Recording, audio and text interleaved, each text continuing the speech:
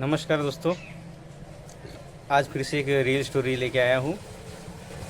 तो मेरे क्लाइंट थे, तो उनकी शादी थी। वो 4-5 साल से एसआईपी चल रही थी उनकी। तो उनका फंड कम से कम उनकी इन्वेस्टमेंट 4 लाख के आसपास थी और ग्रो होके 6 लाख कुछ समथिंग थाउजेंड हो गई थी। तो वो आए मेरे पास कि भाई शादी है अभी, तो मुझे रिडीम करना है। तो कितने रिडीम करना है? बोले पूरे करना है। बोला ठीक है। फिर नाश्ता पानी किए, तो फिर चलते चलते बात हुई हमारी, बैठे बैठे बात हुई कि कैसे क्या प्रोग्राम है। वो बता रहे थे, दोस्ती है। तो ऐसा ऐसा कार्यक्रम है, थोड़ा बजट टाइट है, गोल्ड भी रेट हो गया, तो इसलिए 7-8 लाख का बजट बोले 10-12 लाख का हो गया। तो 10 लाख तो मिनिमम जाएगा ही बोले। तो ठीक है बोला। तो फिर मैंने बोला 6 लाख तो ये हो सेविंग का? नहीं बोले, लोन लिया 5 लाख के समथिंग कुछ भी लोन लिया है बोले। तो 6 लाख और 5 लाख 11 लाख रुपये में पूरा निपट जाएगा बोले। बोला ठीक है। फिर उनकी एक पेंडिंग में थी पॉलिसी, उन्होंने बोल के रखा था कि हेल्थ इंश्योरेंस निकालना है।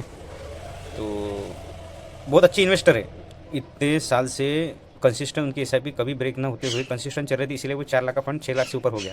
कंसिस्टेंट एसआईपी, मार्केट ऊपर था, मार्केट नीचे था, फिर भी कंसिस्टेंट चल रही थी, बिल्कुल हाथ नहीं लगा, क्योंकि उनका एम ही था कि शादी में मुझे पैसे चाहिए तो मुझे लगेंगे। ठीक है, बोला ठीक है।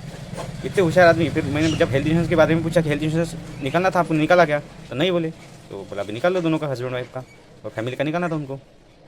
तो वो बोले नहीं नहीं नहीं नहीं बोले, अभी मत, अभी कुछ खर्चा नहीं करना है।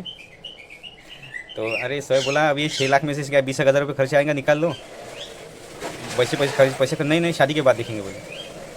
फिर मैंने बिल्कुल टोकाने की प्रेशर नहीं डालती, एक बार पूछता हूँ मैं, बाकी तुम्हारे भरोसे।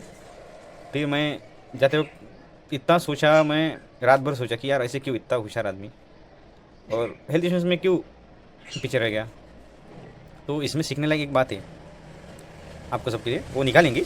लेकिन मैं बता रहा हूँ, आपकी शादी है, आपने जो सेविंग थी वो भी निकाली, 5 लाख का लोन भी निकाला, उसकी ईएमआई भी आएंगी, ठीक है।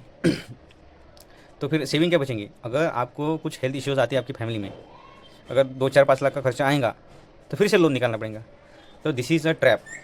अगर आपको ट्रैप से बचना है तो अपना हेल्थ इंश्योरेंस और लाइफ इंश्योरेंस निकाल के रखना ही पड़ेगा। कब कौन सी क्या मुसीबत आएंगी आप पे कोई भरोसा नहीं है।